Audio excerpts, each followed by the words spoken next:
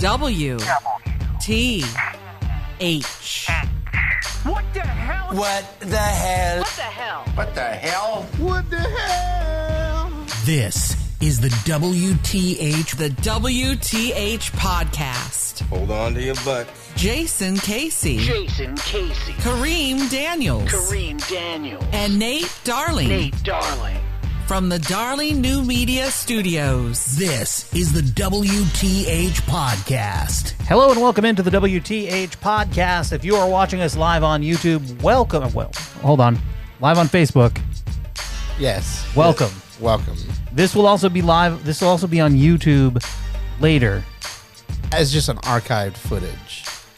Well, it's going to be the whole show. Right, yeah. right, yeah. Yeah. We've got a whole playlist on the Darling New Media YouTube page. It rolls one after the other. So you can check us out there. Help support the show by clicking the Shop Amazon tab at the top of WTHpod.com.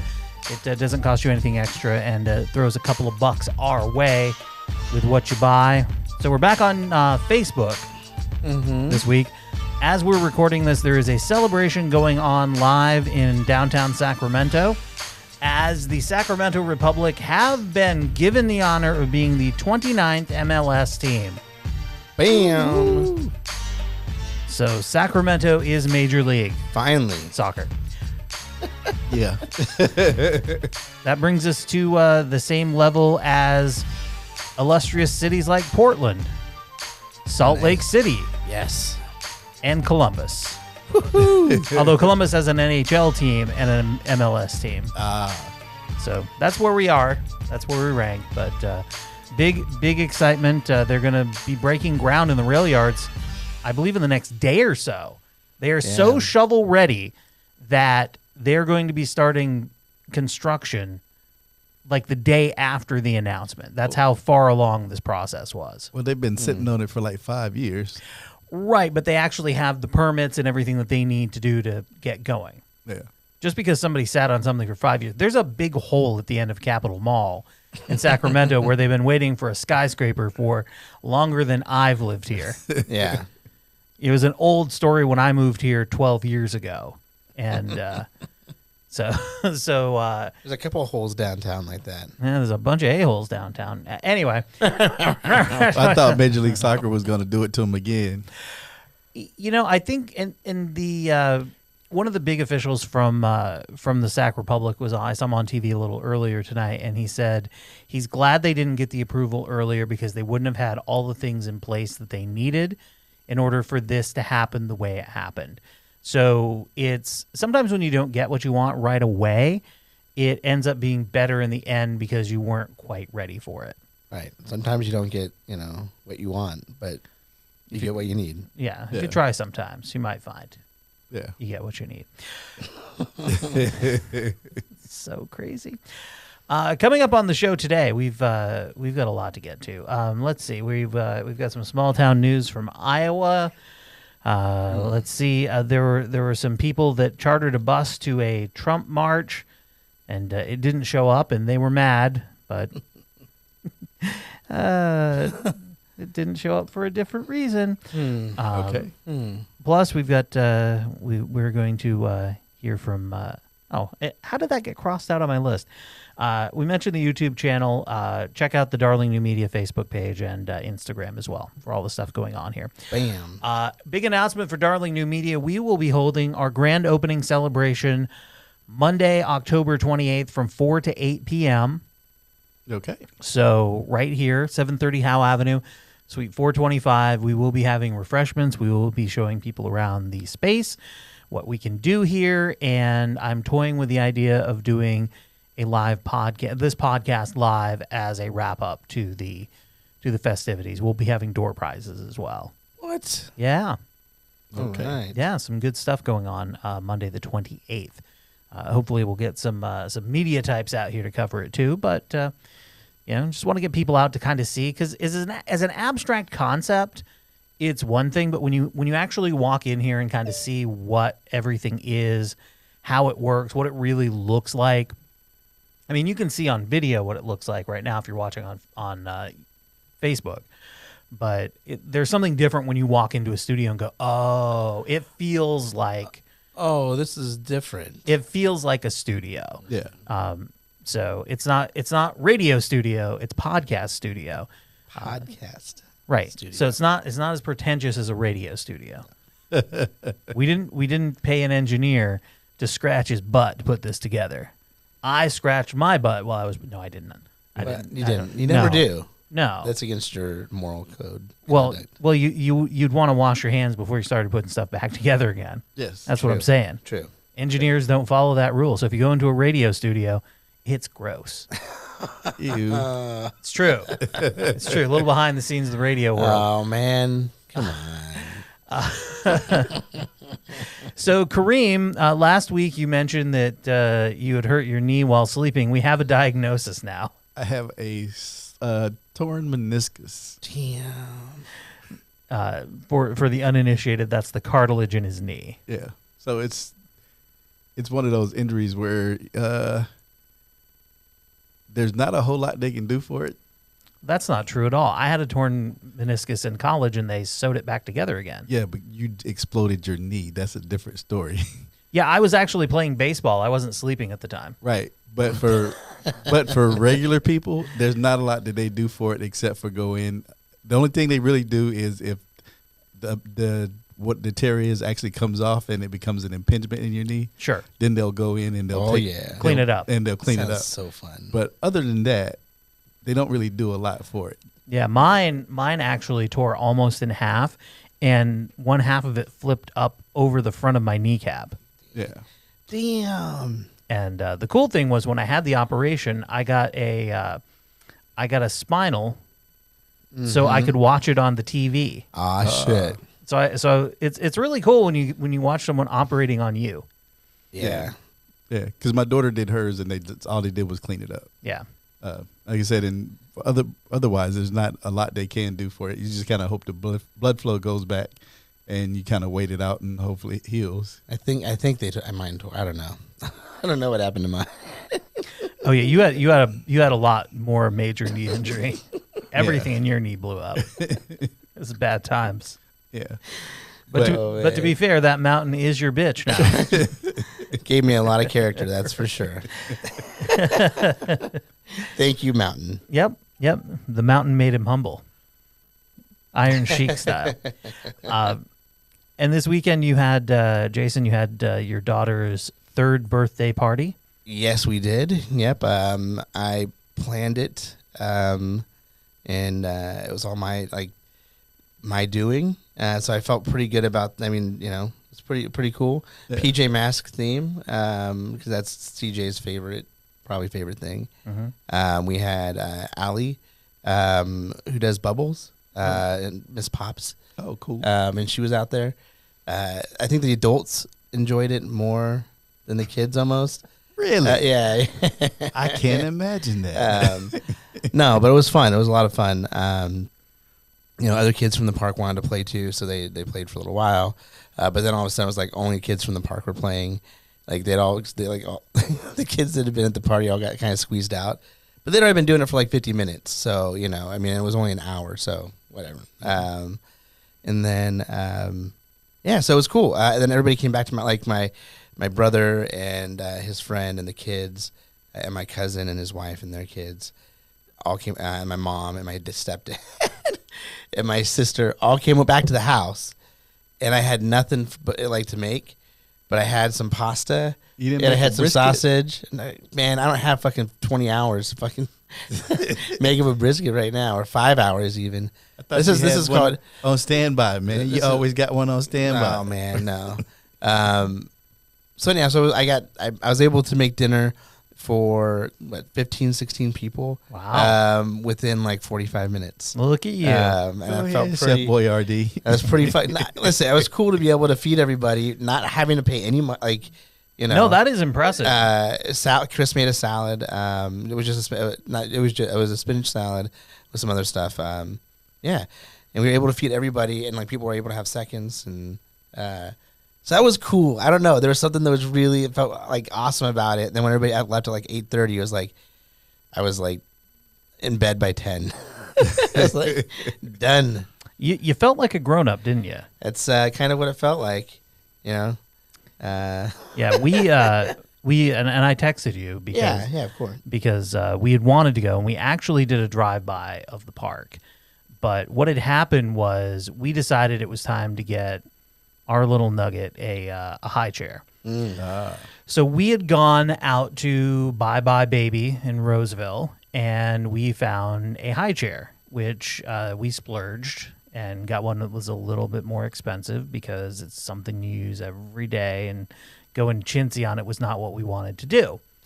And so we had that. We had a bunch of other stuff in the back of the car, and it was open. And of course, we're driving. We do a drive-by because I'm like, okay, well, Oak Park's not a bad neighborhood at this point. But I was thinking, okay, we'll be somewhere near where the car is. But where you were in the park, there was a skate park between where we would be, where the car was, and where you were. And it's just one of those things where when you got a bunch of expensive stuff in the car, you don't want to leave it that far away, because the party was almost over. There was I think 40 minutes left in the scheduled party. B, we would have just been looking over our shoulders back at the car all the time with that, that feeling like, oh, I got to be checking in. Not that these kids that are skateboarding are going to want to steal a high chair. But I don't know, those skateboarders. I was one of those kids at one time. Yeah. But it was one of those high chairs. It was one of those things where it's like, you know what? Let's just go home. Let's just go home and put together the high chair. I understand. That was the adulting part. Yeah, of it. I was like, because where we parked, I looked at my car the whole time. I was in my full view the whole time I was at the party. Okay, so you get what I'm saying. Yeah, no, but I mean, I get, but I'm also saying that we would have been able to see it from where we would have been able to see it. Well, sure, but it was one of those things where I didn't want to be distracted. Yeah, of course, and that makes complete sense. Because I would not leave anything out that people could see in my car. Because being distracted like that at a party, you're no fun. Oh yeah, that's why. Yep. You're not there. You're not participating, and so it's like, you know what? We're not going to be good guests, so let's just not be a guest. Yeah, I don't know how many times kids got bubbles in their eyes at the thing. One of the things I should have known was to keep some bring a big jug of regular water so these kids could wash their eyes. Yeah.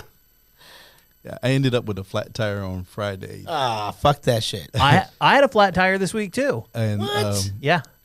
Man. After I went to the doctor, and then I went and looked at 2 jobs, and then on my way back, I realized I had a piece of metal in the tire. So I tried to make it a Firestone so that they could change it for me, and I didn't make it. I was probably about a half a mile. And by the time I finished that up and down with that Saturday, I was like, yeah, I'm not doing anything. Yeah, I think it was Thursday I got the flat tire, and I got out of the car, and I could hear this sound. It sounded like static coming from the speakers. I'm like, what the fuck is that? Yeah. And I realized, I looked down and I go, oh, it's the tire deflating rapidly. Yeah. Wow. And my father-in-law, I had the kid with me, and it was time for lunch, so I went inside and fed her. My father-in-law shows up. He goes, hey, you got a flat tire? And I said, yeah. So he helped me with getting it jacked up, and he actually took the tire to get it patched. Thankfully, there was something in it, and we were able to patch it, so it wasn't nice. Yeah. Nice. I found out mine was, I was in Carmichael when I realized that the thing was in it. And I tried to make it back to Antelope. And I was like, fuck, please don't catch every light on the way back. Oh, you should have stopped at Les Schwab. Done. Well, I got the tires from Firestone, so gotcha. it's a free fix. Yeah, no, that's the way it works. All right. A quick update on Kareem Steelers. They did not lose this week. They also did not win, as they were on a bye. Yeah. So no closer to those 4 wins. Just for the record, every team that we've lost to, their records are 20-4. So I'm okay with the teams that we've lost to at this point. Okay. With a second and third string quarterback. So yeah, we're good. All right. Speaking of the NFL, last Monday night, Detroit lost to Green Bay, and of course, everybody blamed the refs. There were some bad calls. And I didn't see them. I'm not going to dispute the fact that they were bad calls. But this headline in the Detroit Free Press made me very happy. Detroit Lions made more mistakes than the refs. That's why they lost to Green Bay. Thank you. No. Yes. Yes, it is though. The officiating this year has been horrible. I know. Across the board. We can blame the officiating a lot, and the officiating may not be good. But normally when these teams lose these games that way, they made a bunch of mistakes to put themselves in a position where a mistake by the refs would cost them the game. That's why this is a refreshing article. I mean, I'm gonna have to agree with Nate on this one. Of course you are. I'm tired, dude. If you've watched it's not one game. Yeah, it's like multiple games every week that everybody's complaining. You know about what? I think Kareem has a pretty good point there. I'm gonna have to go with him. When Tom Brady's on Twitter talking about the officiating, that's when you know this shit's bad. I'm not saying the officiating isn't bad. What I'm saying is, if you put yourself in a position to lose because of a bad call by the refs because you've had multiple failings throughout the game, you lost the game. No, dude. If you lost the game. If the official makes a call that impacts the game, then the official caused you to lose the game. No. Yes. You lost the game because you didn't execute throughout the game. No. That's why you lost the game. This whining that I hear all the time. But here's the thing: the officials are bad across the board. So there's no inherent advantage by anybody. So when the Saints lost in that playoff game, did the Saints lose the game, or did the officials cause them to lose the game? The Saints lost the game. So look at the scoreboard. Did the Saints lose the game? The Saints lost the game. So that call had nothing to do with them losing the game. Here's the thing. Everybody is victim to this. It's a roll of the dice. No. That call had nothing to do with them losing the game. So that receiver just happened to run into the cornerback so he could get hit while the ball was on the way and not call it. What about the other 59 minutes of that game? What about him? That's where they lost the game. You can go back. You're down to the last second of the game where you should win the game. But you shouldn't go down. You shouldn't take. Look, tonight. That is we're recording this, the Patriots are kicking the shit out of the Jets. Right. And it doesn't matter how many calls go against the Patriots, they're going to beat the Jets. Yes. Do you know why? Because they're taking care of business the whole game long. That's why. Yeah, when you're up 24-0, but when you're down at the end of the game, because you've played like crap the whole game. No, you haven't played like. Yes, you played badly the whole game. That's why you're losing. No, you've put yourself in a position. If you played like crap the whole game, then the referees wouldn't count at all because you would be like the Patriots and you would be up 24-0 with 8 minutes left to go in before the half. Now, are these accusations that the referees are making bad calls specifically to hurt specific teams, or is it at random because the officiating is bad? The officiating is bad. Okay, then it's a level playing field. It's not a level playing. It is. It's a level play. Everybody's dealing with the same shitty officials. They are. It's a level playing field. No, and it's still affecting the outcome of the games. You know what else is? Not coming through the entire game and then blaming the refs because you had something go against you at the end. Period. And it may not necessarily be at the end. It could be in the middle of the game during a crucial part of the game. Is your argument that somebody's paying the refs off, or that they're just bad refs? I mean, like that's the question for me. Like, are they bad refs, or is somebody paying them off? There are a lot of bad refs, and then there are wait, and then there are some teams that get bad calls. Period. It's kind of like watching the NBA. If you go to a Kings game, it's like wait. If you go to the Kings game, the Kings get shitty calls like all season, no matter who they play. Because they're a shitty team. No, it doesn't. It shouldn't matter whether they're a shitty team or not. I mean, but I mean like that. I don't. Unfortunately, no. It shouldn't matter whether they're a shitty team or not. The game should be called the same across the board. I don't know, but if like you're traveling all the time, like, and they're calling you traveling all the time, no, that's not how that works. Well, here's the difference in the NBA. The NBA is when you have established stars, they get a lot more leeway than younger players do, and the Kings are a team full of younger players who don't get the same leeway that a Steph Curry gets, or something like that. So in those cases, yes, it is a bigger uphill climb for a team like the Kings. But the NFL, everybody is dealing with terrible calls. And when your hometown paper says that your team has only themselves to blame. I'm just saying it's refreshing. That's my only point. Yeah, your hometown paper's full of shit. Well, you can say that, but they're right. You know how I know? Scoreboard. Scoreboard is the final arbiter. All right, so That's right. Good. I want you guys to shake hands, give each other a hug. so on the Sunday morning shows, of course, people from the administration went on, and Mike Pompeo went on this week with George Stephanopoulos. This is not an incredibly comfortable exchange. Listen to the questioning. Do you agree then with Senator McKessie that it would have been inappropriate to withhold the military aid unless this political investigation was pursued? George, I'm telling you what I was involved with. I'm telling you what I saw transpiring and how President Trump was working to make the evaluation about whether it was appropriate to provide this assistance. But that's what I'm asking is, would it be appropriate to condition that? Yeah, George, I'm not going to get into hypotheticals and secondary things based on what someone else has said. George, you would have never done it when you were the spokesman. I'm not going to do it here today. Except it's not a hypothetical. We saw the chief of staff, the acting chief of staff. It is, George. You right just there. said George, you just said if this happened. That is by definition a hypothetical. The chief of staff said it did. George, you asked me if this happened. It's a hypothetical. I've told you what I observed, what I saw the process related to this very funding. What we did and how we thought about that was aimed at the strategic interests of the United States of America in the right and appropriate way to ensure that there wasn't corruption in Ukraine that would divert these resources to an inappropriate place. That was a really long pause. That was a really long pause. He didn't want to answer anything. He was done. Well, I'm not answering a hypothetical question. That's a hypothetical question. But the chief of staff said it happened.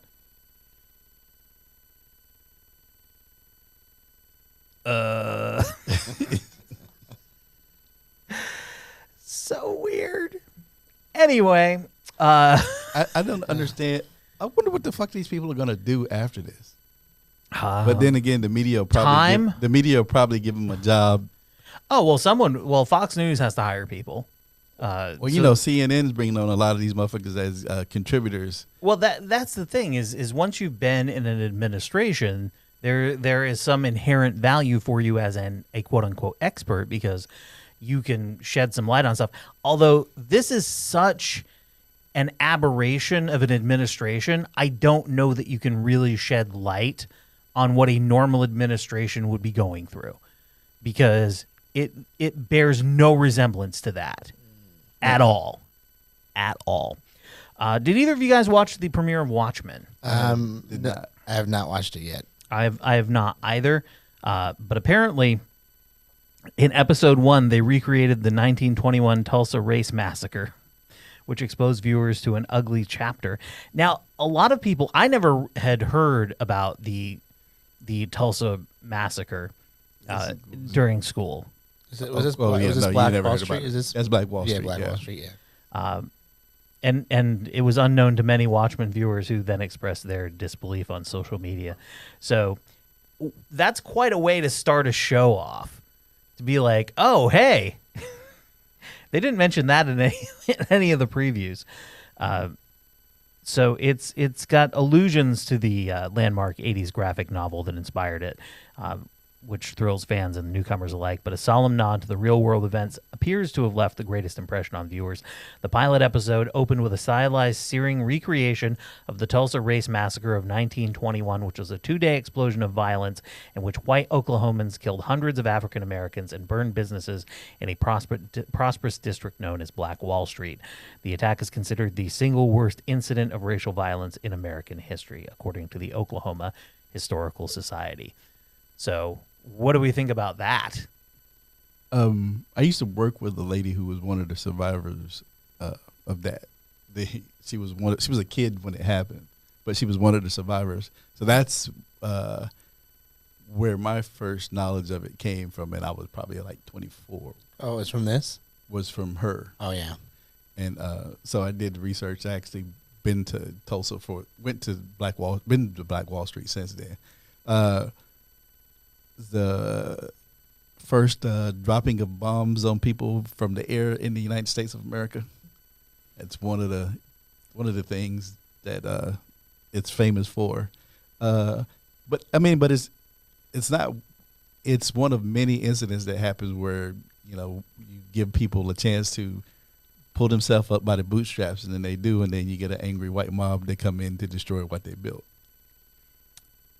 Does this make it more or less likely to watch The Watchmen? No, I mean if you read the Watchmen like graphic novels, which I have, when I broke my leg, we were talking about earlier. That's one of Plenty of time. It's one of the things I read, and I don't believe they actually touch upon that in the comic, but the comic's very much about making the reader feel uncomfortable and like showing things that are ugly that you don't want to look at. I mean, it was the antithesis of superhero comic books when it came out. Right. I mean, it was an anti-hero book. It wasn't, I'm going to go watch it after we get out of here. So I think that's good, right? I mean, a bunch of white kids, all of a sudden realized about this thing and like, that's not even 100 years ago. It's not even 100 years ago. Like, close. 98. Yeah. But I find it funny that you get all these white people up in the roar about things in history that they didn't know happened. I mean, it was like when the History Channel showed their Hannibal documentary, and they showed him as being black, and all the people were upset about that. I mean, I wasn't upset by it. It just, here's the thing. I never thought about it. And again, I grew up in Vermont where it was 99% white people. So I think most of the depictions of Hannibal, he wasn't black, but when you consider he rode elephants from Africa, I mean, it shouldn't surprise you. But that makes sense. There was an episode of the Bonanza where they had Frederick Douglass as a black white guy. I've heard a lot of good things about him. He's a good guy. Yeah, good guy. He's one of the best. Speaking of one of the best, so there was a march for Trump, and the organizers claimed that a bus line tried to kill their rally by not showing up. But here's the thing. They didn't actually sabotage the Trump rally. They didn't show up because they didn't get paid. What? A couple of hundred Donald Trump fans rallied outside Congress last Thursday for the March for Trump, an event meant to oppose House Democrats' impeachment investigation. According to organizers, though, there would have been hundreds more people shouting, "Stop the coup," in Washington streets if not for a liberal plot against their buses. That's because as would-be rally attendees gathered across the East Coast for the U.S. Coachways buses that the organizer had promised would take them to Washington, the buses never showed. And the no-shows provoked a wave of anger, accusations that the deep state had colluded to stop a show of Trump support in Washington, and negative reviews aimed at U.S. Coachways. But U.S. Coachways has a simpler explanation for what happened. It was never paid for the requested buses because of a series of declined credit card payments. The chief marketing officer from U.S. Coachways said, "We wanted to get the people down there, but unfortunately payment is required." Now, for those who made it, the missing buses were a subject of anger, consternation, and conspiracies. Oh, it's not like those people to have conspiracy theories. Oh, God. Rally speaker and One America News personality Jack Prosbeck, this freaking guy, compared the bus issue to social media companies deplatforming conservatives. Pay your fucking bills. Mm-hmm. It was like the Minnesota mayor, the Minneapolis mayor saying, "Hey, President Trump, you might want to pay us this time because you didn't pay us the last time you were here." That dude hasn't paid anybody anything across. With all of these rallies. And Listen, stuff. man, he has to pay all these attorneys for all these fake emolument laws coming through. Like these things are fake. Now, one rally goer tweeted, "The deep state is diabolical," and another asked Fox News host Tucker Carlson to investigate. Where's the money you donated to this jackass? Yeah. Here's one of the tweets. "All chartered buses were mysteriously canceled last night on the organizers at 8:45 p.m. from all points across the country to D.C. Hashtag deep state is diabolical, but hashtag deplorables find a way. We are here." The deplorables pay. How about y'all pay your bills? Uh-huh. Pay your bills. Hashtag 1A. Hashtag liberal hate. Huh. Hashtag deplorable U.S. female. Hashtag Navy. Hashtag vet. Thank you for your service. Pay your bills. You're right. At Female Navy. Like, she's been on Twitter a while. Like, at Female Navy. She got that one. She pulled that handle down. But had to take a bus. Yeah. That's it. Pay your bills. Yeah, by the way, I mean, if you're reliant on a bus to bring you to D.C. for your protest, Yeah. get what you get. Well, like, I just don't understand why their credit cards declined. Like, that's, like... Well, it's because that one Koch brother's dead now. Deep State declined my credit card. Oh, boy. All right, let's get the heck out of here with this. Let's leave the hustle and bustle for small town news. So, fun story. I looked over at my recorder here on our audio board, and I never hit record, so it's a good thing we're doing video. Oops. Because that's where the audio is coming from. Oh, man. Wow. It's called built-in redundancies, is what it's called. That's what you do. Yeah. All right, so small town news coming to us from Algona, Iowa. Oh, there it is. Plenty of childhood passions end when kids graduate from elementary school, but the model train bug that bit Algona resident Arlen Benschotter 8 decades ago, that's stuck. Now he has one of the largest model train layouts in the Midwest. It got too big for him in the house because he figures he has 400 engines. The playground now twists and winds through an 800 square foot building on the fairgrounds. Said he's basically the only one that can run it. You might want to train somebody else, Arlen. Yeah. It's not cool, Arlen. Yeah, let somebody play with your toys once in a while, Arlen. 800 square feet of model trains. That's almost the size of my house. Yeah. We're doing demo on a house that's 800 square feet. I think the Darling New Media offices are bigger than that. In fact, I know they are. Yeah. That's so large. That's a big area. Yeah. For trains. It is a very large area. I had a boss who had a model train set in the basement of the radio station. Oh, wow. And it was the entirety. I went down to the basement once, and I'm like, holy hell. It was this table about 4.5 feet tall with model railroads on it, and it went the entire length of the building. I don't know if it was 800 square feet, but it was a good 500. Damn. Wow. Huge. All right, that's going to do it for this episode of the WTH podcast. Thank you for joining us live on Facebook or on YouTube, or if you've downloaded the audio that I've pulled out of the video.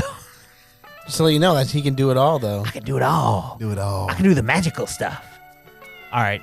Have a great one. Congratulations to the Sacramento Public FC for being the 29th Major League Soccer franchise.